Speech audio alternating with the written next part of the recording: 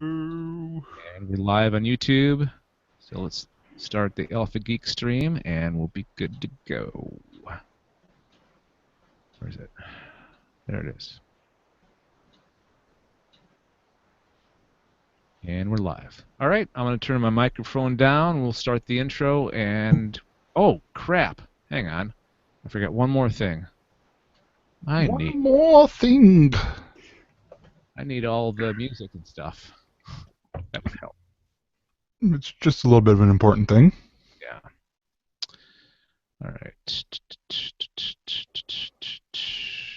There we go. Oh. Shoot. All right. All right, here we go. The following is a production of Galactic Netcasts. Attention! The SciFi Geeks Club is next! Please, stand by. Live streaming provided by Alpha Geek Radio and Alpha Geek Video. Visit tunein.alphageekradio.com to learn more. Hear ye, hear ye! Another meeting of the SciFi Geeks Club is officially called to order! All right, I see that you all have given the proper knock and password, so you may enter the clubhouse. I'm President Dave Nelson, here for this meeting of the SciFi Geeks Club with Brad Ludwig and Gregor Sprague. How you guys doing? Excellent! I'm doing pretty good. Are you both ready to talk a bunch of sci-fi? Yeah, that's why we're here. Yeah, of course. No, Oh, is that why we're here? Dang it. I changed my mind. We're going to talk about knitting this week. Oh, this week on Knit Talk. The All right. overhand stitch versus underhand stitch. Hopefully our guest is up on his different stitches. Our guest this week is an author, TV producer, podcaster, storyteller. His book, The Tale of Tallest Rabbit, is now available on Amazon. His podcasts include Critical Hit, which can be found on majorspoilers.com. Welcome back to the SciFi Geek Club, Rodrigo Lopez. Rodrigo, how are you? I'm good. I'm more of a crochet guy, but I think I can hold my own. Not needlepoint? Not needlepoint? Crochet? Not so much. It's that Okay. hook brings you back.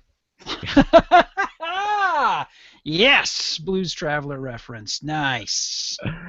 All right, we'll talk more. We'll get to know Rodrigo more a little bit after the news. Here we go. Headline news of vital, significant events from every corner of the earth.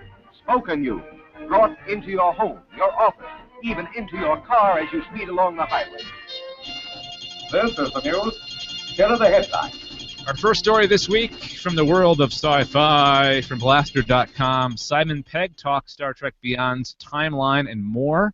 I thought this was a very interesting and insightful interview that he did with Collider that Blaster kind of repurposed for their own.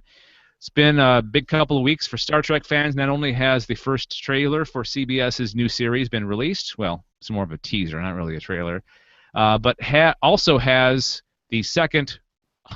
Also released was the second trailer for Star Trek Beyond and some badass posters for the film. Speaking to Collider, Simon Pegg, who not only reprises his role as Scotty, is it reprise or reprise? I think. Go ahead. Okay. I think it's a dialect thing, like how here in the North America we say data, but over in the UK they say data. Okay.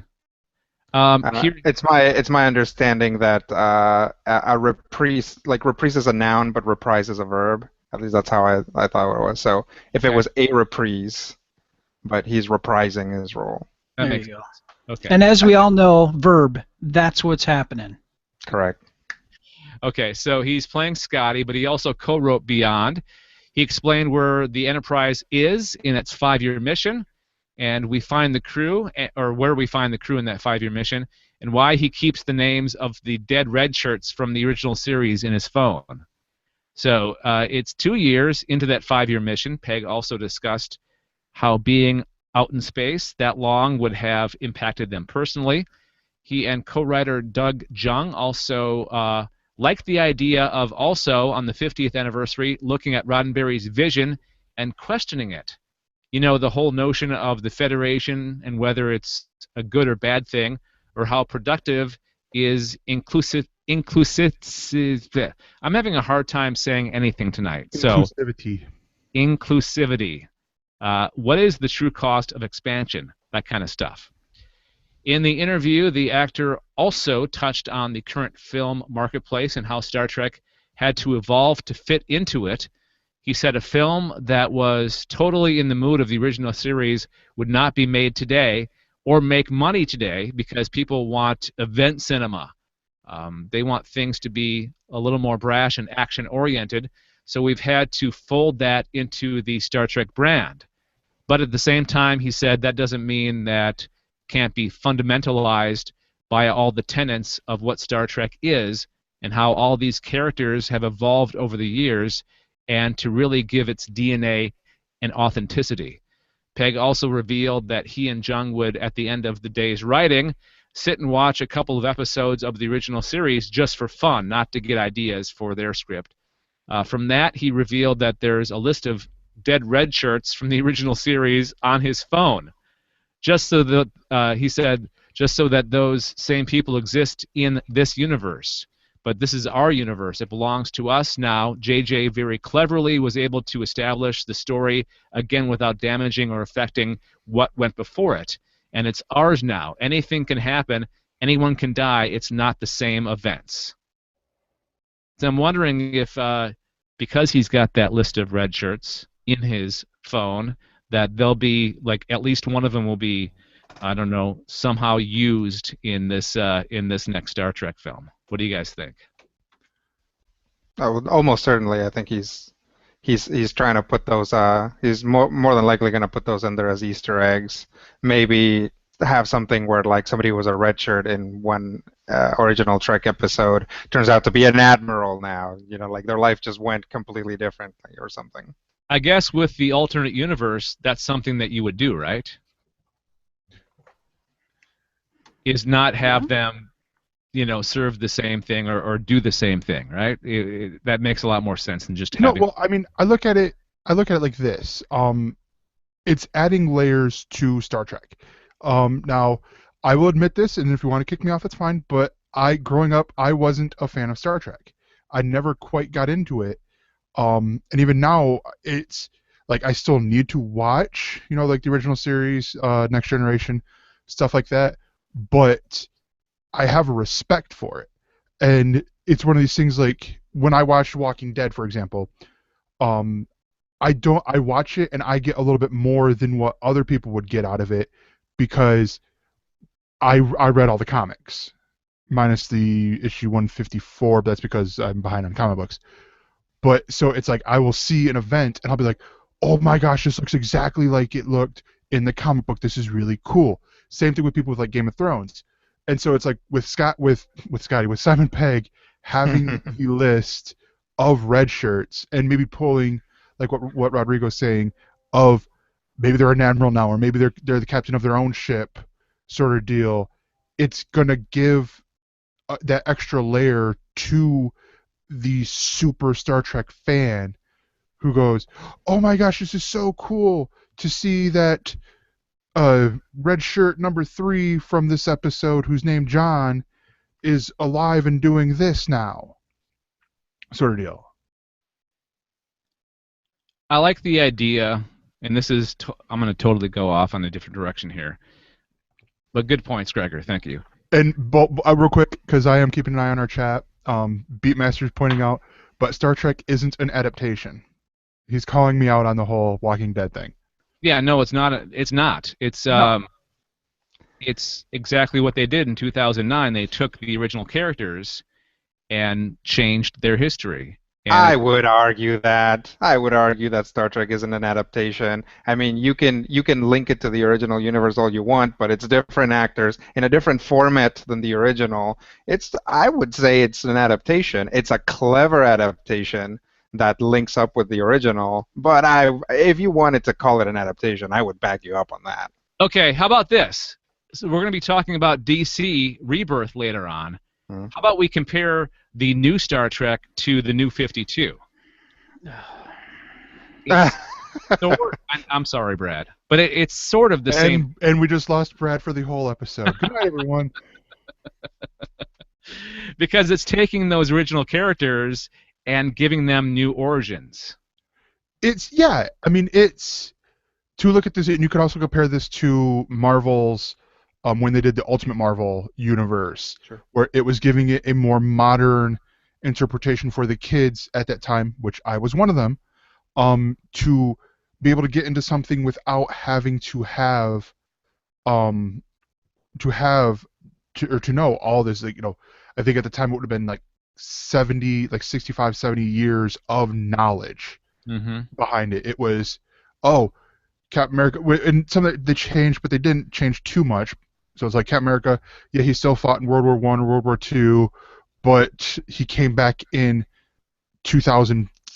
In 2000, I think. Yeah. Like the Ultimate Universe was pretty. Yeah, it was. I know it's because it was around the time of the first Sam Raimi Spider-Man.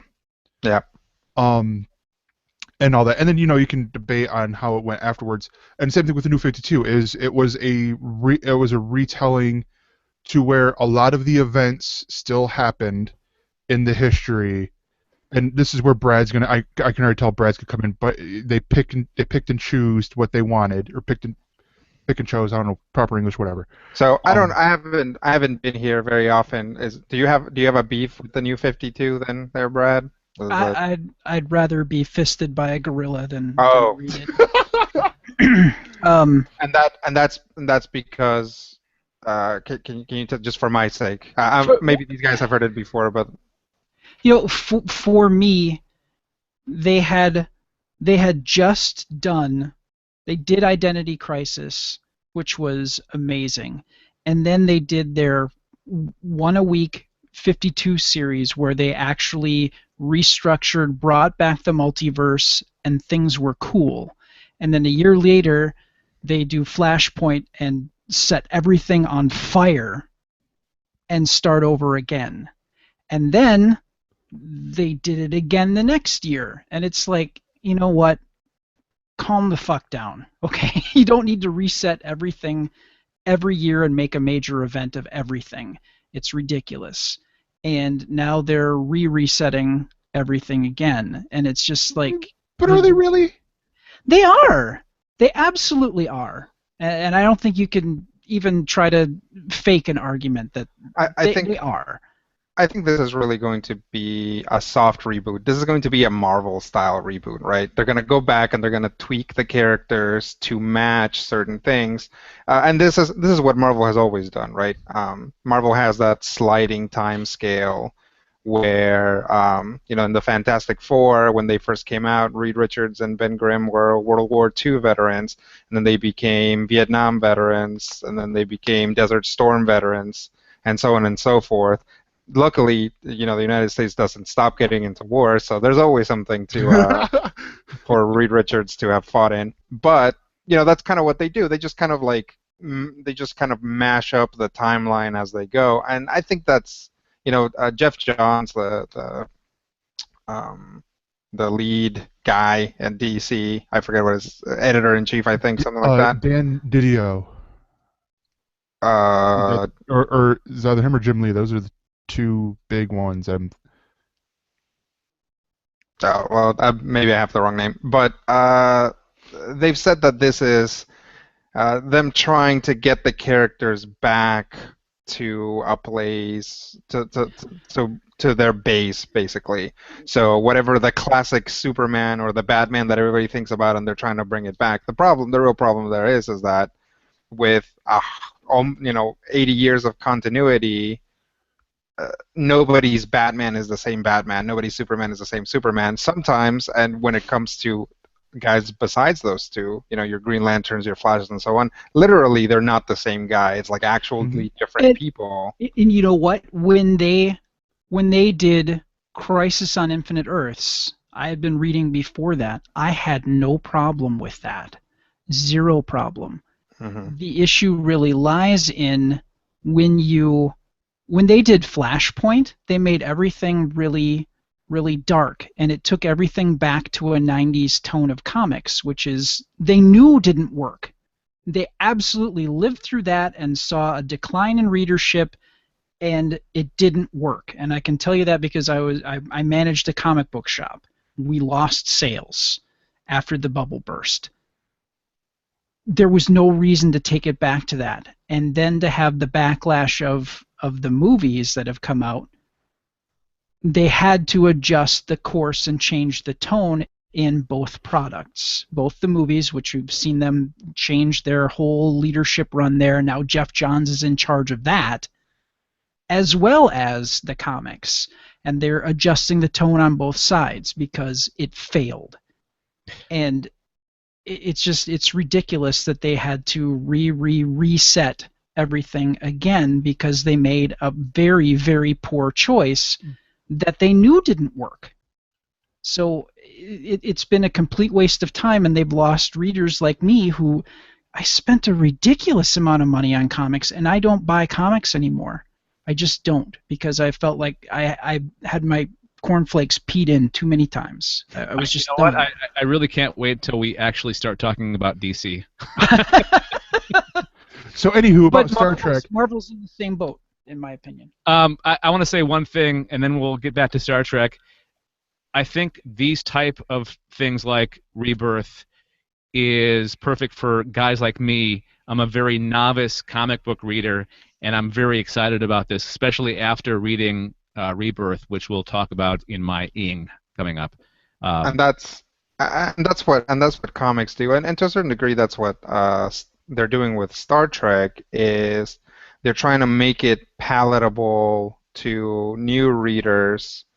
And the real problem they run into is that they're always trying to have it both ways, right? They're trying to court the new readers with new number ones and a brand new status quo that you don't need to know anything about, while simultaneously trying to keep on the old readers. And it's just kind of this dance. They just like go around back and forth. You see it with like comic book numbering. They're like a new number one, and 3 issues later they go back to this is actually Thor 675. Yeah.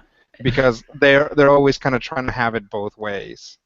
Yeah, and I thank you, Rodrigo, for bringing it back to Star Trek, and I think this is what Simon Pegg is trying to do. I think they realize that they effed up with Star Trek Into Darkness, and they're getting back to the core of what makes Star Trek great. And I think you think so? Because I don't think that's what this says.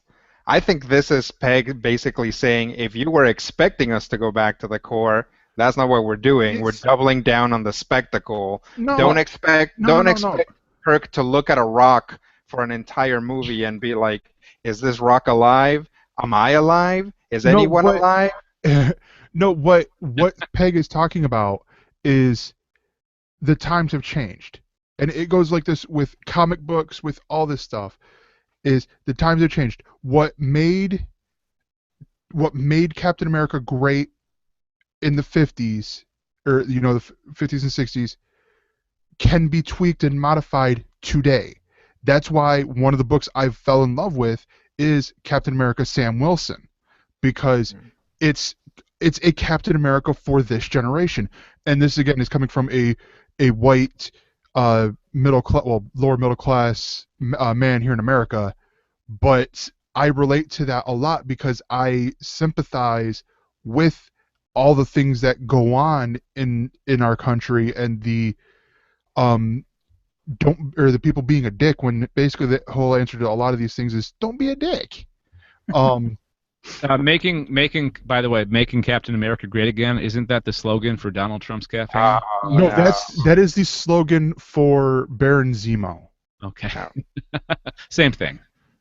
Which, spoilers for my Ing there. But no, to get back to Star Trek, I mean, you can't, and I agree with what the quote that Simon Pegg said in here is, if Gene Roddenberry were alive right now and he tried to do the same show that Star Trek was, it would have gotten the Fox treatment. Even if it did the same thing, it was picked up at CBS it would have got butchered in its release order for episodes. Well, it did. Actually, Gregor, it did. It actually did. The series, yeah, the order of episodes was effed up. So it goes. But it survived past that.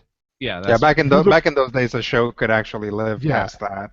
Yeah. You look at shows now, like Almost Human, Terra Nova.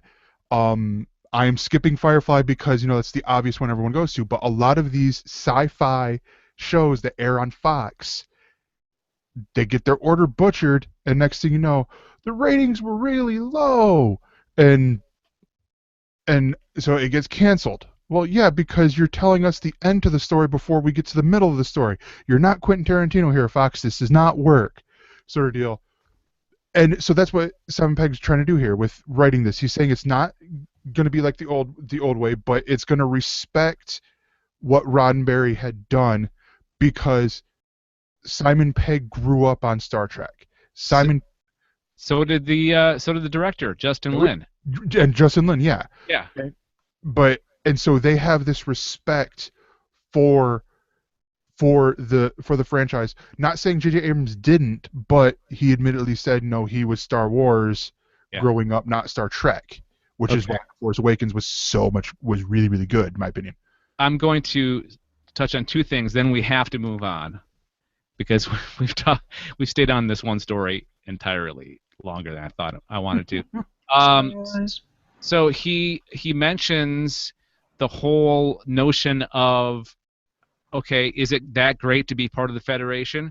And I think that's very telling as to what the story of this new movie is about, Star Trek Beyond. I think it's about the dangers of expanding too fast or expanding the wrong way, and I think that's part of the core story of this movie.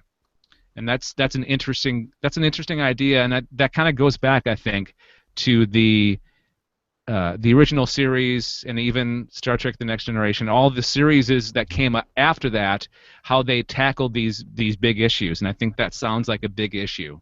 Yeah, and also Beatmaster, because I'm keeping an eye on the chat, but mainly just Beatmaster. But Beatmaster points out that Simon Pegg did acknowledge Into Darkness's shortcomings. Mm-hmm. He didn't say that it was great or whatever. He said, there were things that went wrong, but here's how we're going to course correct. And course correcting for them is a lot more of a finite, smaller adjustment than DC's entertainment universe, where it's like, okay, we got to do like a 180 with the stuff over here because Zack Snyder's taking it down this hole we do not want to go down. Yeah. All right. And don't forget, the new series comes out in January, and Star Trek has always been a better thing when it's in series form. So we got that going for us coming up. Okay, let's get to know our guest. Welcome back again to the Sci-Fi Geeks Club, Rodrigo Lopez. So since you were here last time, you released a book, The Tale of Tallest Rabbit. It is. The Tale of Tallest Rabbit. You can find it on Amazon. Just go to Amazon and type in Tallest Rabbit, and it comes right up. And you can get it. You can get the paper version, or you can get it on your Kindle or other similar device. Do you want to give us a quick rundown of what it's about? Yeah. So Tallest Rabbit is it's an all ages book. If you're going to hand it to a child to read, I would say they have to be at least 8, just because it's a word book. It's not a picture book. It's a little novel for kids, and it is essentially, I think, a little over a dozen stories, all tied together with this ongoing narrative about this girl who finds a bunch of talking rabbits and decides to help them essentially find a new place to live, because the place where they live is dangerous, and also because rabbits are really dumb. So she kind of finds herself, she feels that she has to help them because they're not very good at things. And it kind of kicks off the story, which then is kind of broken down into smaller stories as you kind of hear from other people and other critters that live in this world. Sounds cool. Sounds like a great story. So anything else been going on besides that in your world since you were here last? How's the podcast going that you're on? Good, good. I'm still on the Major Spoilers podcast, in which we talk about comics at length. So if you like to hear some guys arguing about comics, we've got that going on as well. Other people other than us argue about comics? That's amazing. That's right. That's right. Or as part of a podcast? No way. Yeah. There are almost none of those. Seems like that's all the podcasts I do. And then Critical Hit is still going strong. Critical Hit is our Dungeons and Dragons podcast. It is very popular. People seem to like it. We get a lot of good feedback on it.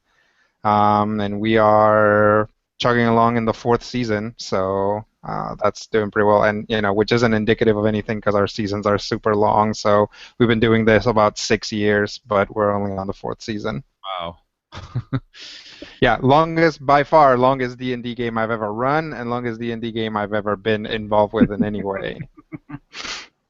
And by the way, going back to Major Spoilers, I highly recommend that to all you guys. It's an awesome podcast. Yeah, actually, we just got a mention on like Mashable site, just like, hey, you wanna pick up some podcasts about books? Here's one that talks about comic books, and they mentioned us, so that's nice. Of course, they specifically pointed out an episode that I wasn't in, but I'm not gonna take it. I'm not gonna take it personally. No. All right. So thanks again for coming back on, Rodrigo.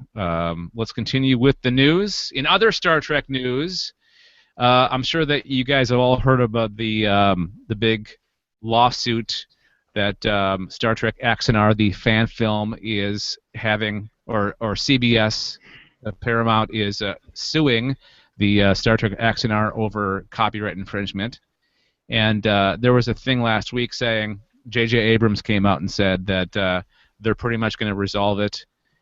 But then, this week, Axanar countersued them. Nice. Ha! Suck it. The countersuit was filed on Monday, and it runs 28 pages in length. A statement from Axanar explained why the countersuit was necessary. Yesterday, Axanar Productions, through its law firm Winston and Strawn, which is the perfect law firm name. Yep, no, absolutely. That's got to be that. It almost sounds made up. They filed a response to the first amended complaint filed by CBS Studios and Paramount Pictures. The response includes a counterclaim for declaratory relief that previews Axanar Productions' fair use defense, provides substantive background on how Alec Peters operated in good faith in his dealings with the plaintiffs, and described Alex's fruitless 4-year struggle with CBS to obtain fan film guidelines. So he must be the man, the brains behind Star Trek Axanar, I'm guessing, is that guy, Alec Peters. This filming was necessary, or this filing, excuse me, was necessary because despite J.J. Abrams' assurances that the lawsuit was going away and confirmation that CBS is in settlement talks and finally working on fan film guidelines, Paramount and CBS have not yet dismissed the lawsuit. Axanar Productions must therefore meet deadlines set by the court and proceed as if the lawsuit will continue until the situation is resolved. Axanar is looking for a recovery of attorney's fees and costs, as well as additional relief the court finds just, proper, and equitable. The countersuit also mentioned the support of Abrams and Justin Lin, saying even plaintiffs' own producers and directors have recognized the importance of fan films to Star Trek and have publicly renounced and called for an end of the lawsuit against defendants. The defendants gave their reasons for the countersuit as the defendants are currently left with uncertainty as to how Axanar may proceed with its film to fulfill the wishes of thousands of fans who have contributed. This is a very interesting turn of events, don't you guys think? Yeah, it's kind of I mean it's really just the Axanar team taking a basically reminding everybody that they're still here and they're kind of still in hot water, because it's no skin off of CBS's nose to be like, yeah, we'll figure something out, we'll take the suit away, and then to just leave it sitting because they're a giant corporation. Even if this all goes to heck, it doesn't matter to them. Mm-hmm. But the Axanar guys aren't, so this is them essentially being like, well, you can't just hand wave this. You have to tell us exactly what we need to do. And that's kind of what has been at the core of this from the beginning, from what I understand. Yeah, it sounds like they want clarification, and the part where they talked about, we've got all these fans who have contributed financially to this project. What do we do with this money that they gave to us to make this film? And I think that's the problem, because a fan, like, this is where CBS had I think CBS has the biggest problem, is the fact that they gathered money, which means that there was an interest in this, but they got none of it themselves. So that's why this whole lawsuit came up, because I am torn, because on the one side, yeah, it makes sense, with what CBS is doing, because with what CBS and Paramount's doing, because they got to protect their IP. If they don't protect it, if they don't do it with this, then it could become a slippery slope, and then next thing you know, Marvel Comics is doing something with Star Trek, but it's all a fan film or a fan thing in their eyes, sort of deal. Well, I mean, the fan film stuff has always been kind of testy ground, right? It's like companies want the fans to have that attachment to the property, and so they basically allow these infringements of their copyright, because make no mistake, the moment any company says you guys are infringing our copyright, the main company is going to, or the courts are probably going to side with, CBS or Marvel or whoever, LucasArts back in the day, which now is part of Disney. Yeah. So yeah, all this stuff is basically companies are trying not to seem like giant jerks and letting this slide, but there comes a point where the companies decide that that's not going to be the case anymore. And the reason why they're even giving this whole thing the time of day is because of fan blowback, because people are like, no, we Star Trek fans want this. You guys are being mean to Star Trek, even though you own it. So it's, this is all kind of a PR thing altogether. And I think this is going to set a precedent for future fan film projects. I think they're going to see the guidelines that were put forth after this lawsuit, and other productions will kind of abide by what the rulings were on this to make sure they don't get sued, or they don't get in hot water either. All right. Yeah. Is this settled? Is the story settled? I think so. Well, okay. Our discussion of the story is settled. The events in the story, not quite. Brad, it sounded like you wanted to pipe in with something earlier. I could hear you breathing, like it was pensive breathing. They're kind of treating this more like trademark than copyright. Trademark, they definitely have to go after every single instance of it, or they're not protecting their property. There is a difference between a trademark and a copyright. Okay. With the trademark, as an example, I'll try to be quick about this. We had a local bar who had a drink called the Purple Monster. So when they made new signs for their business, somebody had the stupid idea of putting the Tasmanian Devil and painting him purple and putting him on the sign. And within a month, they had to actually, like... They got a C&D. Yeah, and they had to bolt a piece of plywood over this sign that they spent a lot of money on to cover the Purple Monster, because they were hit by Warner with a cease and desist, because the Tasmanian Devil is trademarked. Yep. The big thing that I saw with Axanar is the money that they were raising was to pay for stuff, not profit. Nobody was really taking extra money home for this project. So, but to that part though, they could have made more money with it. Well, the thing is, would have. It doesn't matter. Well, the thing is, it stands to make a profit. Like, you're just taking it on their word that they're not necessarily, or that they're not going to pursue something else for the film. You know, it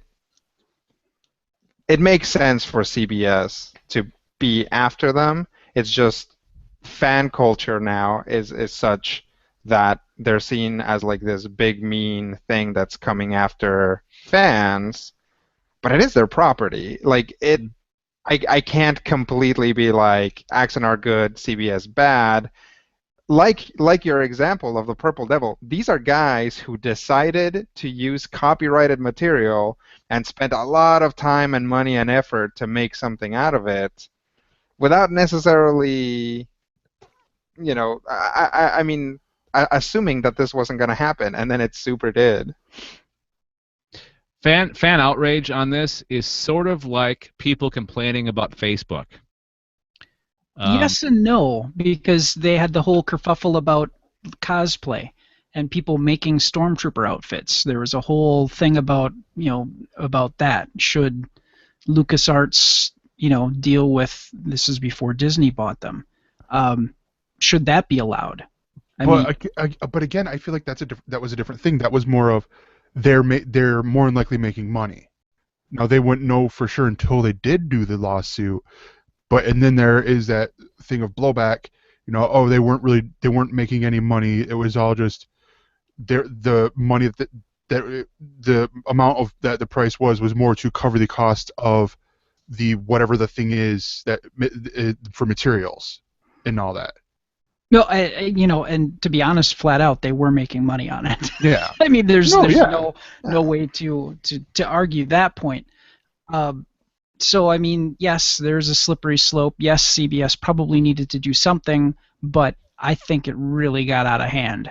There could have been more talking and less suing. Or they could have brought lawyers in and actually, mediated the whole thing. Right. And I think really what this story in particular is about is CBS raised a stink, and they actually got the law involved, and they were like, okay, what do we need to do to comply? CBS said we'll get back to you, and then they never did. So what we're seeing, Axanar basically countersuing them, is them being like, well, then get back to us. Yeah, exactly. Don't leave it nebulous so that you can attack us again. Yeah, I'm totally on the side of Axanar on this. Yes. On this particular one, yeah, definitely. Yes. All right. Before we move on to our final discussion in the news, got to remind you guys that you can follow us on all the social networks. Anyone you can think. Well, not every. The major ones: Facebook, Twitter, Google+, YouTube, Instagram, Pinterest. We're all there. And we have all the links on our website at gncasts.com. And while you're there, check out all the other podcasts that we have. We have around 10 right now, although one is not really active anymore. But who knows? That may change. You never know. Never know what might happen. Which one's that one? Galactic Gaming News, no longer active. Oh, okay. Oh. But, yeah. Wait, yeah, that's right. Yeah.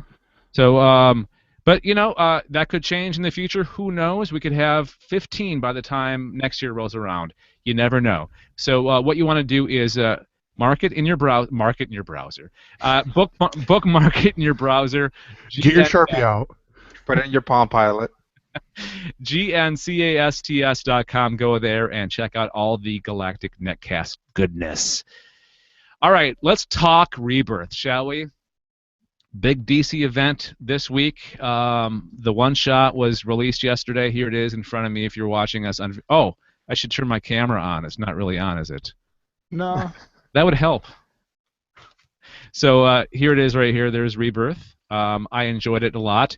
But I'd really like Gregor to sort of take the lead on this because you probably know more about this, what Rebirth is, and how it changes the DC universe. I know a little bit. but not nearly as much, I'm sure. So you or Rodrigo probably knows a lot more. Yeah, Rodrigo probably might be able to do a little bit more because I haven't been able to finish. Hold on. I'm still in the beginning of Rebirth right now. Yeah. It's kind of a tome. Yeah. I'll say that I haven't been keeping up with DC Comics recently. I kind of don't read a lot of Capes and Tights comics. I've noticed that from listening to Major Spoilers. If you listen to Major Spoilers, about as close as I get to a superhero comic is Hellboy, except for the trades, which are very frequently superhero comics. But usually trades, the trades we're doing are anywhere from 5 to 20 years old or more, actually. Yeah. So yeah, I haven't been keeping up. I only know what I've read about it, which are essentially statements that are like, we're gonna right the ship, and yeah, the New 52 had some things that probably weren't great, you guys, but don't worry, everything's back. It's not a reboot. Also, did we mention it's not a reboot? That's largely what I've heard about Rebirth. So Rebirth, as Dave can attest, is a big book, but it's only $2.99. Dave, look at the cover and verify that for me, please. It is. Yeah, it is $2.99. Yeah. So, to put that in perspective, an 81-page, I believe it's 81 pages just for the comic book itself, or like between 75 and 81, would normally be $6-7, because that's the size of a big annual from DC, or at least recently is what it's been. And so this is, like Rodrigo said, this is the culmination of the Justice League book and the Superman book for a lot of it, because you have in the Justice League book, they just wrapped up the Darkseid War, which if you're one of those completionists you've been reading, you're gonna want to finish reading Justice League number 50 and Superman number 52 for those stories. But this is reestablishing, like Rodrigo said, this is fixing a lot of the mistakes from the New 52. Wally West, the traditional Wally West, is back. And also it's integrating something else that is cool is it's integrating some of these outliers in DC Comics and bringing them in. Like one of the sources you have in here is, well, actually both of them is from IO9, and it basically, I just spoiled myself over the whole thing, but Dr. Manhattan. Yeah. You gonna say it? You gonna spoil it? We should do a spoiler alert. If you don't want to be spoiled, turn off the podcast for a few minutes. Dave, you're forgetting something here, and I'm doing this mainly for people who like for a few minutes. But my podcast, it's in our header. We swear liberally, and we spoil things. So deal with it. This is not the Else Nerds, Gregor. Why not? But no, so spoiler alert, 3, 2, 1. Dr. Manhattan was behind all this. So that's basically the big thing here. Dr. Manhattan from the Watchmen, is that he created, I guess he created all this stuff here or something like that. And at the end of Watchmen, he does say that he's going to go off and create his own life or something. He might. Yeah, and so it's interesting to me because it opens up new possibilities. I always look at these because I think I was on here during Convergence, and you had Brad in his curmudgeon comic book. Oh, I don't like this, what DC's doing. That's a common trope, by the way, on the Sci-Fi Geeks Club. Brad poo-pooing and being a curmudgeon about DC Comics. Yeah. And Corey's the same way. Corey's the same way because Corey said it more from editorial and all that. My co-host on the Else Nerds and also one of the co-hosts on Podcast with Terror. And I always look at this as a reader reading this still fairly new. Like I got into comics during the Marvel Now relaunch, or well, not relaunch, but the Marvel Now branding. So 2011 or 2012. You got in the year that Galactic Netcast was launched. Yeah. What a banner year. Yeah, exactly.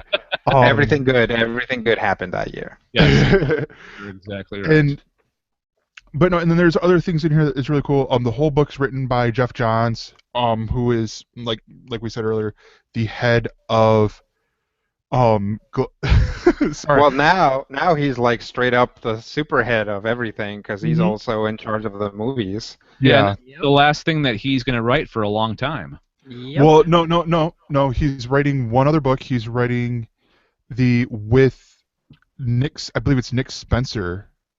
He's writing, or either Nick Spencer or Sam Humphries. He's writing the Green Lantern Rebirth or Green Lantern's Rebirth one shot. He's a huge. Again? Well, what do you mean again? There was a series called Green Lantern Rebirth, which he wrote way back in the day. It's the Rebirth line. I get that. The Rebirth line. It's the Green Lantern title in the Rebirth line. Yeah, or maybe it's Rebirth Green Lanterns. I don't know, but it's reversed. Yeah. So it's because they're doing with this launch, and I think I talked about it on the Patreon extra. They're doing these new or these one shots for a lot of the main characters, the core, to give you the idea of where they're going. Mm-hmm. Sort of deal. And also I'm going to refer to my co-host in the future as Corey Mark Hamill Scott, thanks to Beatmaster. Okay, before you continue, Gregor, I want to just show off this art from the issue. I think this is so badass right here. Yeah. It's all the major characters. And it's cool. If I knew more of the classic characters, I would love to go through this picture and try to identify the characters that they're bringing back, because I think there's a few in there. Yeah, I mean there's quite a few in there, but it's like not only that. There's, I mean, for them to go, I should probably look and see what page I'm on, but for them to go and do a reset from the New 52, to me doesn't make sense. Because one of my favorite books in here has been Batgirl, especially because I got in it with Gail Simone writing it, and then the new Batgirl of Burnside came out, and I loved that because it was a new, different take on Barbara Gordon. But there was always the one little thing hovering over her, and that was the Killing Joke. Because ever since to quote Corey, quoting the executive at the time, of making the Killing Joke part of DC continuity and saying, let's cripple the bitch, I feel like that's not a great thing, because Barbara Gordon was a plot device in the Killing Joke. She was crippled just to try to make Jim Gordon insane, to drive Batman insane, and all that. But to have that go on in main continuity, to where the Joker doesn't acknowledge it, Batman doesn't acknowledge it, Jim Gordon doesn't even acknowledge it. The only one who acknowledges it is Barbara Gordon, is bull. It is straight bull crap. So I mean, it's one of these things that I look at this and it's great. It's walking that line between doing a complete rebirth or a reboot and just next big event, in my opinion. Yeah, you're not going to satisfy everybody with this. You're not going to make everybody happy, but I think it's going to bring back some fans of DC that they lost with the new. Yeah, and they're gonna lose some that jumped on the New 52. You see this with any sort of media that is like this, especially that, because it seems very reactionary, right? You kind of go back and forth, and all the newbies you pick up, you're like, okay, newbies, here's all this stuff you like. We're getting rid of half of it, and then so you're gonna lose some of those guys, and then you're gonna get back some of the old fogies who are like, I like my Wonder Woman wearing gold instead of silver. And it's like, and that's fine. You see this with, like, for example, D&D, right? Every edition of Dungeons and Dragons, they tell you it's like, first off, you guys, we're getting back to the core of the game. Second, like we are like appealing to the old school fans and stuff like that, and it's half that and half new stuff. So the people who were there for the previous edition or who joined on the previous edition tend to be the most disgruntled because that's all they know. Mm-hmm. And then you change that up on them and they hate it, and some of the old fogies come back, but then also some of the old fogies are like, oh yeah, what are you bringing back? And they're like, we're bringing back this thing, and they're like, that's definitely not what I liked. So it's just, I don't know, this like constant rebooting and resetting just creates such a mess. It's lucrative though, and that's why they do it, because big event comics sell. And that's like the worst thing that ever came out of the 80s. Actually, yeah, the late. No, definitely. Crisis on Infinite Earths happened for a reason. They said, our continuity is crazy go nuts. We need to streamline everything. And we need to bring in the Charlton properties that we just purchased. Sure. And so there was this reason. It was they literally killed 1,000 birds with one stone. Was it perfect? No. I mean, they immediately went back and kind of redid it and like scrubbed over it with like 0 Hour and a bunch of other stuff. But part of the reason why it was so successful is because there was a purpose for it. And since then, these kind of big, huge events tend to be successful, but kind of have diminishing returns. Excuse me. Up until the New 52, which was crushingly successful at first. Like, not only did it boost DC's sales, but it boosted everybody's sales. Like, literally, Marvel Comics saw an increase, and all the independents saw an increase in their comic sales because of the New 52. It was a hugely successful event. So DC and Marvel, they just have kind of locked into this kind of event comic sales paradigm, and they just kind of have to keep doing it. And it's one of these things that I wish that they would sort of back off on doing, because where I find it hilarious, like with one of the books that I read, Howard the Duck, written by Chip Zdarsky, they referenced in their, it was either that one or Unbeatable Squirrel Girl, the fact that they went through 6 issues and then had to do another number 1, like both of them respectively. They went for one trade, and then Marvel's like, nope, we're renumbering things. Oh, Jesus. That was like that in the 90s. I remember going to, and I've probably told this story once before, going to an event at Capital City Distribution. God, when was this? This would have been like 92, and it was for the. It was kind of couched with the wedding of Scott and Jean Grey, and to sit down and have representatives of Marvel blame us for all the financial problems in the comic book industry when we could no longer. They had a gimmick, like for every 5 issues for Spider-Man, they had a gold foil something.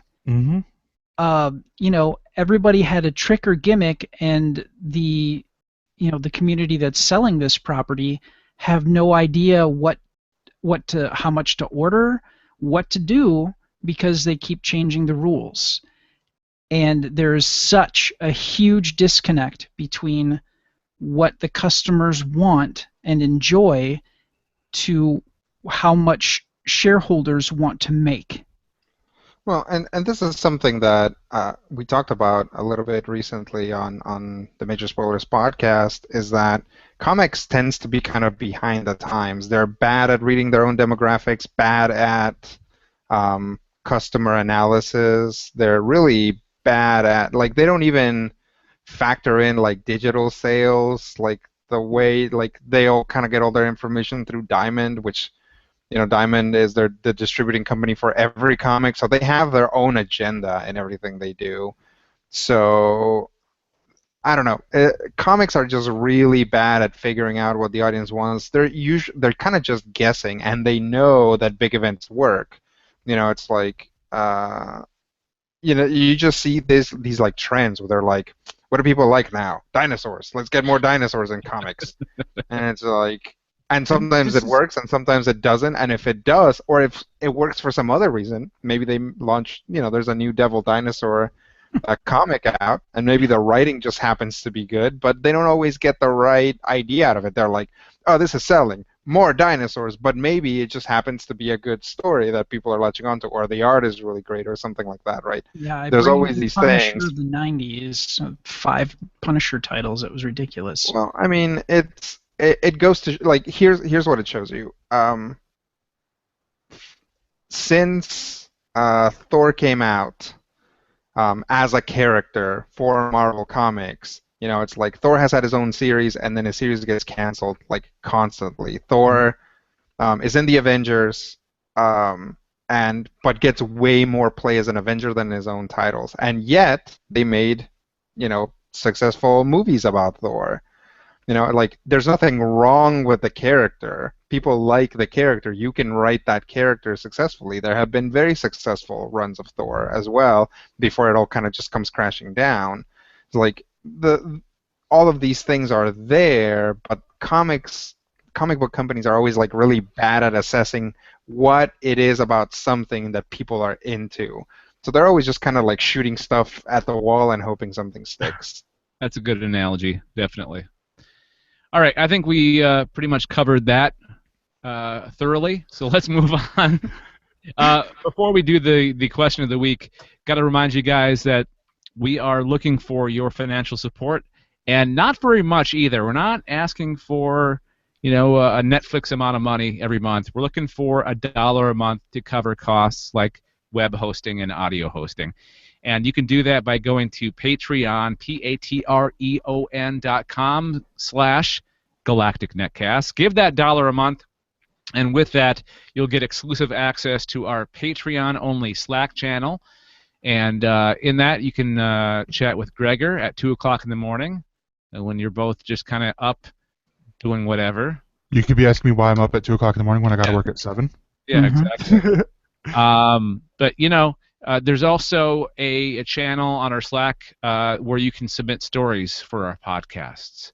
So the $1 a month gets you personal access to the hosts and the producers and guests of the podcasts, along with helping out contribute to the podcast. So give that $1 a month and help us out if you like what we do. We really appreciate that. Again, patreon.com/GalacticNetcasts. Let's ask it. Dave? Huh? Dave? Huh? Hey, Dave, what's the question? All right, so since we talked about Star Trek and the comics, DC in particular, let's combine those two with the question of the week. If you could cross over a comic book superhero franchise into a space opera property, which would they be, and what kind of story would you tell? So basically, we're mashing up, for example, Shazam with Firefly. And what would the story be about? Who wants to go first? Did you want to elaborate on Shazam and Firefly? No, I do not. Oh, okay. That's all I got. What was your choice there, Dave? What? What was your choice? Shazam and Firefly. I got one. Okay. Oof. And it's got to be a superhero. It can't just be a yeah. regular character in a comic book. Can't be like Walking Dead. Can it be a group? Yes. Okay. The Great Lakes Avengers. No, I was going to go with Damage Control, but then I was going to see. Well, that's still within the same universe, but in the movie verse. So I would do Damage Control and Guardians of the Galaxy. Okay. But wouldn't Guardians be a little bit of a cheat? I mean, you can definitely, something like Guardians of the Galaxy or Legion of Superheroes is already kind of both. So that's definitely like the free space at the center of your bingo card. It's like you can use it for either. I mean, I'm not saying think of something else. That's fine. No, I'm saying think of something else. That's just like a knee jerk. That's what I had. I know this is no, actually. Oh no, that's not a. Somebody else did then. Here's what I would do. I would do Deadpool and Pigs in Space. Like from the old Muppet Show. Yes, that's perfect. I think space. Yep. I think Deadpool is a little bit edgier than the Muppets, but if you watch the original Muppet Show, they really walked the line on that. So I think you could do something with that. I think you could have, first off, I think Deadpool and a bunch of Muppets would just be funny on its own. I think if you have adventures in which either one franchise kind of pulls the other one, like have the pigs from Pigs in Space be like really violent. Like if I was just thinking. I thought for a second, you know what? They're owned by the same company, but they're not. No, they're not. No, the movie rights wouldn't work. Yeah. You could probably do it in the comics without too many problems. Although I think Marvel comic or Muppet comic rights might be tied up with another company right now. Okay. I believe it's either Boom Studios or IDW. Yeah, Boom used to have it. I think IDW is doing a lot of Disney stuff, so they might have the Muppets as well. I don't remember off the top of my head. That's tricky because Disney, they're doing some Disney, but then Marvel's doing other Disney. Yep. It's a mess. Okay. Yeah. Gregor, do you got something? I told you guys to come up with one before we got to it. I'm honestly thinking of combining my two favorite things here. The whole you got your chocolate and my peanut butter, and do Captain Marvel, the Carol Danvers Captain Marvel, with Star Wars. Oh, interesting. Okay. Yeah. There's no real reason other than it's my two favorite. I grew up on Star Wars and Carol Danvers, especially with Kelly Sue DeConnick, helping her to become Captain Marvel. It was like, all right, I'm gonna keep reading this forever now. I think you can. Honestly, I think Shazam Firefly isn't that bad of an idea. If you can just tweak it so that your Summer Glau character becomes like that scary Mary Marvel that they were doing during was it 52? Yep. Yeah. So you can, instead of her just like going into a trauma, she like Shazams out. I just see one problem with that though, and that's where they go Shazam and lightning comes down and then boom, the ship explodes. Yeah. Which, I mean, that's a complication, right? It's like, well, we need, is it River? Like, we need River to transmogrify into Deadly Marvel, but if she does, then lightning's going to strike the ship and blow it up. So, I mean, yeah. Ooh, wait, like, first we need to launch her in the escape pod, and then she can fly back. I think I have another one. I have the sci-fi show, and that's The Expanse, or the sci-fi property. And then do. See, I want to say Punisher, but that's a cop-out because Thomas Jane played the Punisher. Mm-hmm. Oh gosh, what would be the? You go with Dolph Lundgren Punisher. Oh, yeah, you can go with every Punisher. You can go with like all 5 guys who have played the Punisher. No, they would fit. They would definitely fit in that universe. Or Moon Knight in The Expanse. That'd be who I'd go with over the Punisher. Okay. Yeah. Anytime you get Moon Knight out in space, it's kind of an issue because his powers are tied to the face of the moon, right? I mean, in most iterations. So it's like. I don't know. Recently, especially if you go with like the Jeff Lemire stuff, it's just he could just be batshit crazy. Oh, sure. Sorry, Dave. More work for you. Write that down. Hang on. It's 104. All right. Well, Brad already beat you. He did the F word earlier. Yes. Oh, he did it like 5 minutes. Not even 5 minutes in. Yeah. Brad, do you have anything? Yes. Try again? Damage Control and Cowboy Bebop.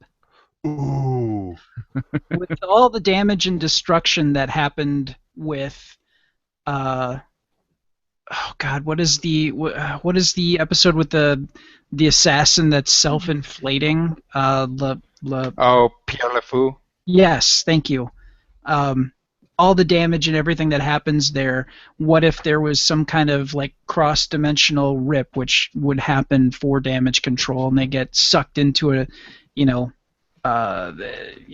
say the people from Cowboy Bebop and crazy inflatable bad guy get sucked into the Marvel universe and have to clean up messes with battles with that. There you go. I'm surprised that nobody picked Batman and Star Wars, because there was that video that was, I don't know how long ago it was, maybe 6 months ago. It was Darth Vader taking on Batman. None of you guys have seen that? Oh, I saw it. Yep.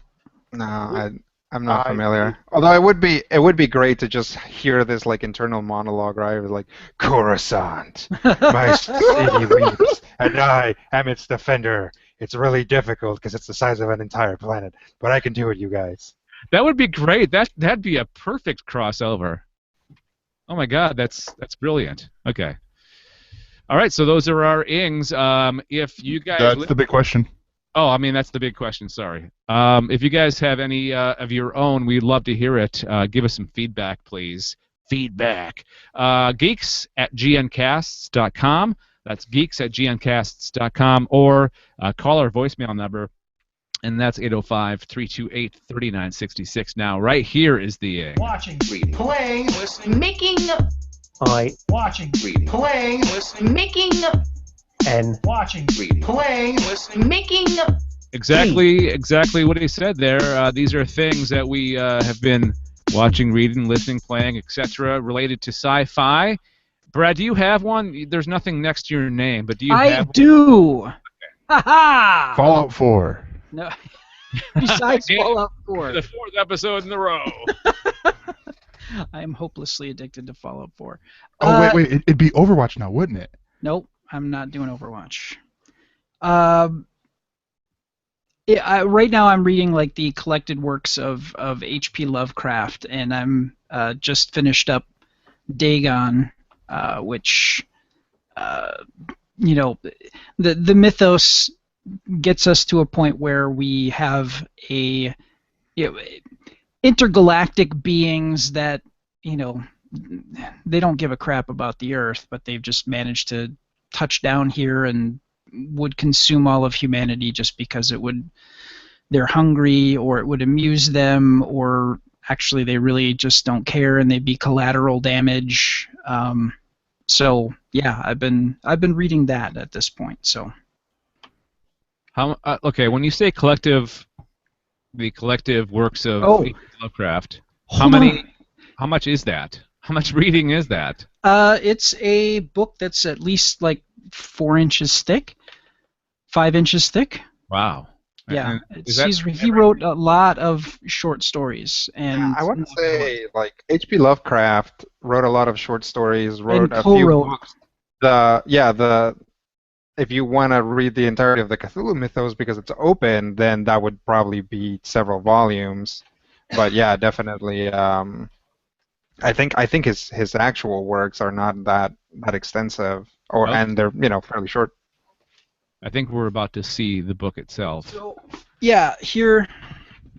I mean, if you're checking this out number 1 on YouTube, here's the collected tome. It's prolific, and it has a little purple ribbon as a bookmark in it. So does that have like a metallic, or is that just like the light bouncing off of it? It's got a metallic to the paper. Yeah. Fancy. It's like a color out of time. Yep. Color out of space. Absolutely. What's your favorite story out of that so far? I think my favorite story, well, so far I just, I'm like probably 3 stories in. I've read other stuff, but The Tomb, I think, is a really good one. A guy is interested in this old tomb that nobody really checks out anymore or takes care of, and you slowly start to find out that he's actually a descendant of the people that lived there and or are buried there, and it gets really weird. So that one's more supernatural than it is science fiction. But okay. All right. We talked about it briefly. Well, we talked about Rebirth in length in No, you had it right the first time. We talked about it briefly. Okay. And we got sidetracked, and then we came back on, and we got sidetracked again. So my ing is the actual Rebirth one shot that came out yesterday, and for a novice comic book reader and somebody who has been following but not really reading the New 52 and kind of reading exactly what Rebirth was, I was very interested in reading this, and I'm glad that I picked it up because I'm so excited to start reading a couple of the titles after reading this. Gregor mentioned that Wally West is the protagonist in this. He's the kind of the narrator of the story because he's trapped inside the Speed Force. And he needs to be pulled out, but he has to find the right person to pull him out. And he kind of visits all the major characters in the DC universe and kind of does, like he explains through his narrative exactly what has happened since the New 52 and how things are going to change, bringing in these other characters back. And I really enjoyed it. Made me excited for reading DC Comics. Unlike Brad, I'm fresh-faced. I'm enthusiastic. I'm ready to tackle at least one of these titles on a regular basis because I've never done that before. I've never, picked up the same book every month or twice. Can I make a recommendation? Yes. This is more selfish reasons because I love his work, but I would recommend Wonder Woman by Greg Rucka because just from what I've heard with that coming out, because for a lot of the Rebirth, the post-Rebirth stuff, a lot of the titles are going twice monthly. Yep. And so which means that you're going to have typically one writer and then two artists writing and drawing the book. So with Greg Rucka, what he's doing is with him and one artist, it will be a current timeline for the book. And then if you go to the other book, it will be who's the art right there? Oh. Liam Sharp and Nicola Scott. If I remember correctly, Liam Sharp is going to be doing the current age, like the nowadays Wonder Woman, and then Nicola Sharp, I believe, is the other one. Mm-hmm. She's going to do Scott, I think. Yeah, she's going to be doing the origin story, the quote unquote origin story of Wonder Woman. Is it going to be in tune with the cinematic universe origin story? Almost certainly not. Like they're not going to try and like line that up perfectly. Quickly explain to me what the origin story, because I have not seen the hunk of garbage that is Batman vs Superman. Well, they don't really go into it at all. Just what I know that she's thousands of years old. Yeah. And she's not thousands of years old in the traditional story, right? No. In the original, she wasn't. It really depends on which age of Wonder Woman you're looking at. In some, she's been alive since the olden Greek times. In some, she's been alive since the olden Greek times, and she dies, and her mom, who has always been, a goddess, becomes Wonder Woman. Like it's like the original story just gets lost.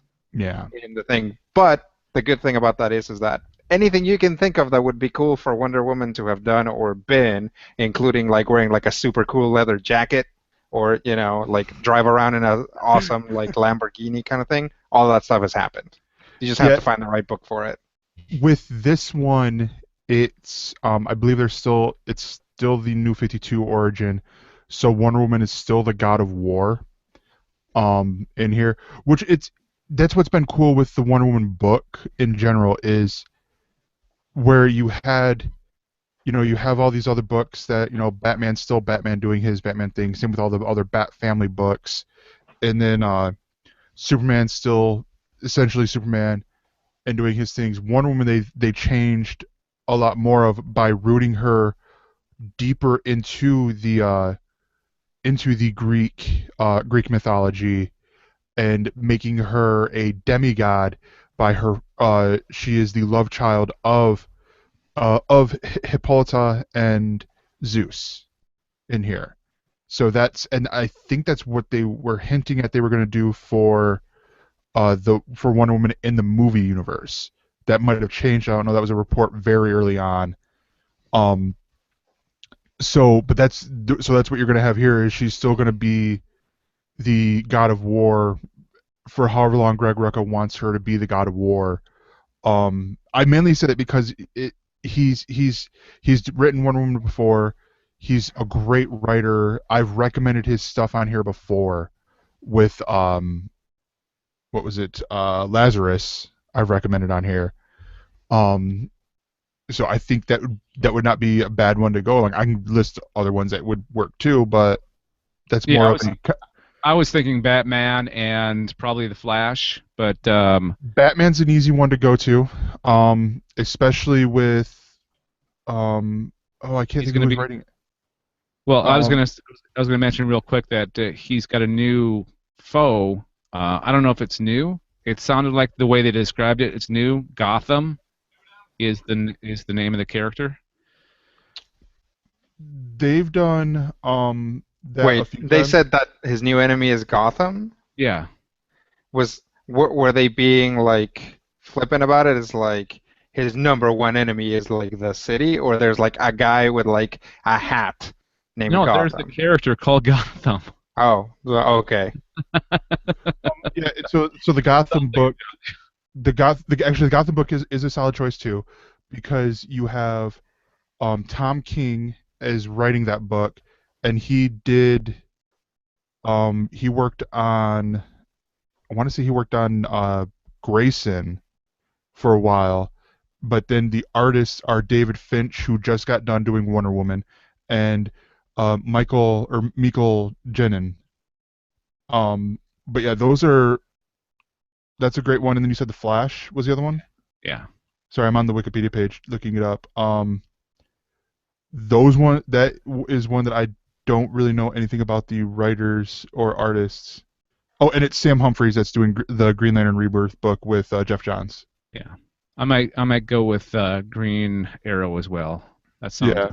Since those are the shows that I watch, I figured, That's a good way to go, because you'll know more things about the character, or the characters.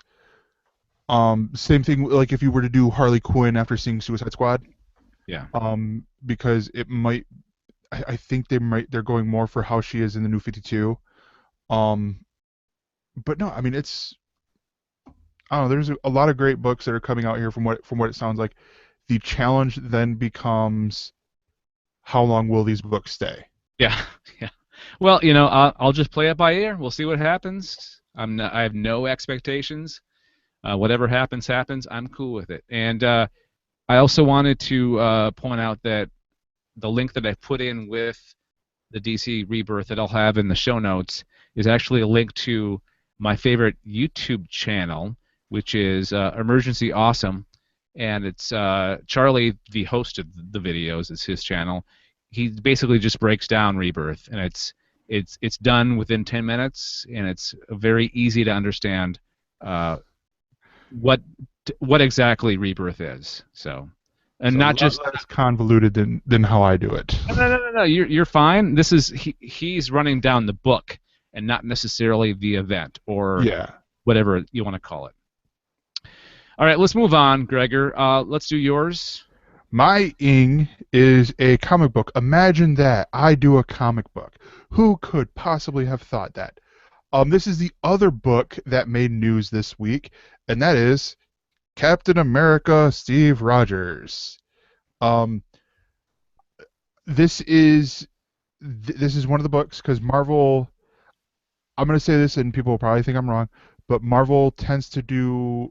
They're not afraid to do more smaller events, and they just got done with one with Assault on Pleasant Hill, which was only between the Captain America book. There were some tie-ins with the other ones, but Agents of S.H.I.E.L.D. was one of them, Illuminati, and this was him. This is Steve Rogers becoming or getting younger again thanks to the cosmic cube come to life known as Kobik. And the book is really interesting because you're still hitting at and it's written by Nick Spencer, and the art is done by Jesus Saez, I believe is how you say his last name. And it's part of it is telling it's telling a story from Steve Rogers' past. It's telling the current story, and then it's giving you the backstory on this this other character in this issue. I am beating around the big spoiler that everyone would have seen by now because the news doesn't really care to not give away or just shy away from spoilers. But so spoiler alert, skip ahead 30 seconds. 3, 2, 1. Steve Rogers is in Hydra, and he's been in Hydra this whole time. That's actually what the backstory is. His mom and dad are out on the town in 1930s New York or 1950s New York. Actually, no, wait, 1920s. I think is what it would be, somewhere around there. Before World War I, New York, and his dad is an angry drunk. Before World War. Yeah, before World War I. And his dad is an angry drunk and goes to just beat his mom, and this lady stops them. And then come along, and she recruits them into Hydra, and we don't know about this for years. It's one of those things like the old guard, I think, might have a problem with it.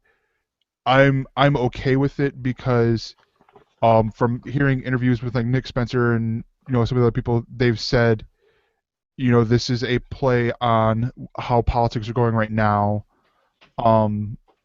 And I could honestly see this being being something bigger, and that maybe and however that might be, I don't know. I'm not a writer. I never claimed to be a writer, but I think this is an interesting tale and something interesting to do, and also I think a way that will solidly keep, at least for a while longer, Sam Wilson as Captain America. That was going to be my next question. If Sam Wilson was still going to be Captain America as well as Steve Rogers. Mm-hmm. Yeah, that was the thing that Nick Spencer and I believe some of the editors like Tom Brevoort said, is that because and the other times that Steve Rogers has died or gotten older or whatnot, he's always, whenever he's come back, he's retaken the mantle as Captain America. It might not have been right away, but eventually these sales dipped down enough to where they're like, we got to do something. Make Steve Rogers Captain America again. But with this one, I think Marvel is shying away from that because of the fact that Sam Wilson's Captain America is vastly different than Steve Rogers. Sam Wilson's Captain America is talking a lot about the stuff going on right now in America. The first issue made big headlines with Fox and Friends over on Fox News because of the fact that he was taking on the Serpent Society, which is basically a lot like the Tea Partiers, people who are like, get off my lawn, if you weren't born here in America, you're not American, you don't belong here, those type of people. When yet, if you look at your history, unless you are a full-blooded Native American, your family is not from here. We're all immigrants. Exactly. And so that's the interesting thing for me is like, and Sam Wilson hits on that. You know, he has these struggles of the angry nerds who are like, "You're not my Captain America," and they're throwing stuff at him while he's flying around and all this stuff. Now, okay, I want to interject with a question. Does Sam Wilson have powers? Like, does he have super strength? He's got, I believe he's got enhanced strength. But he has a psychic connection to the to birds. So you see this with you see this with his sidekick Redwing. Yeah. Who is a bird, and they use it more in a. And actually, I'm just going to scroll down to the powers here on Wikipedia page. I'm really glad they decided to go with a drone for the movies. But it makes sense because it is a variation of that psychic communication, you know. But instead of it being a psychic communication, it's Anthony Mackie's character looking on a heads-up display or looking on his arm through the eyes of Redwing, of the drone. That's essentially what this is here. Is because you see early on in the book. In Captain America Steve Rogers, an assassination attempt on Steve, and the birds start fluttering, and he senses, Sam Wilson senses that, so he goes, something's up, and then he sees it because they saw it too, sort of deal, and then he makes the save. All right. He has a telepathic link with. Sometimes it's been just Redwing, but other times it's just been birds in general. It's created by the Cosmic Cube. That Brad that's laughing. Yes, it is. Sam Wilson has just been one of those characters who, a wonderful character, but with Redwing, depending on who's writing it, I mean, at one point they almost got to the point where they thought he was a mutant who had the mutant ability to speak with just Redwing, and now somebody's written it so that he had telepathic abilities with birds in general, and it's one of those things where you get a writer that just take something in a direction you never really thought they'd take it in, and So his abilities are he's an excellent bird trainer, skilled martial artist and gymnast, flight via his wing harness, empathic link with Pet Falcon, limited control over birds, and then the ability to see through the eyes of nearby birds. But yeah, so I mean, those are his basic powers. It's not anything really like he's got a healing factor, which is surprising because every superhero in comics has a healing factor. It seems like, but no, I mean, going back to my Ing, this is a great book. I cannot wait to see where this is going on. I'm seeing where it could possibly go, but maybe not where they're wanting to go, sort of deal. Okay. All right. Thank you, Gregor. No problem. Wrap up our Ings with Rodrigo. What did you bring to the show? I actually ended up with a lot of gaming books. I had a birthday recently, and people know what to get me. So I've gotten all the way through Exalted 3rd Edition, which I'm very excited about. It's a fantasy game. I also I've been reading through Shadowrun 5th Edition. If you guys are familiar with Shadowrun, it's kind of D&D Blade Runner in like dystopian future in which super companies have taken over the world. Stick it to the man, rawr! It's set in Seattle. And then I also picked up Mage. My girlfriend got me Mage 20, which is the 20th anniversary edition of Mage, the White Wolf game. And just to illustrate the 20th anniversary edition is probably about 3 times the size of the original. They took everything Mage, all the a bunch of supplements and stuff like that, and just crammed it all into the book, revised it, tried to make it a little bit more inclusive. Onyx Path does not mess around with their 20th edition stuff. They really don't. They really cleaned up a lot of stuff, kind of streamlined some rules, and it really should. I mean, it's cool. I've got a lot of thoughts about it. I could sit here and talk about role-playing games all day, but yeah, basically Shadowrun, Mage, and Exalted is what I've been reading. Also, I started playing Dragon Age Inquisition, which I know came out forever ago. Started playing it, realized that Hawk from the first game shows up, and I had an opportunity to have my own Hawk, so I just stopped, started playing it over, and used the Dragon Age Keep to make my own Hawk. It was a mess, but that's mostly what I've been doing. All right, cool. We'll put the links to all this stuff in the show notes so you can enjoy our ings as well. Our ings are your ings.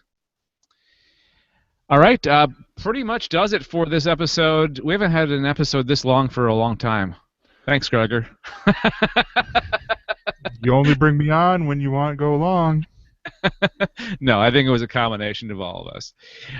If you want to give us feedback, one more time, our email address is geeks@gncasts.com. Call our voicemail number. We would love to hear your friendly voice or not so friendly voice. 805-328-3966. Subscribe to this podcast by going to gncasts.com/subscribe, and all your choices will be there. But if you just want to bypass that, go to iTunes, Stitcher, or Google Plus or Google Play Music, and you'll find us there as well.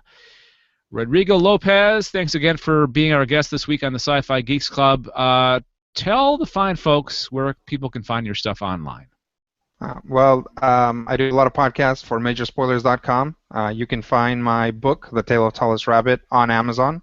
You can find me on Twitter @FearsomeCritter, and you can also find me on Tumblr at magicturtle.tumblr.com.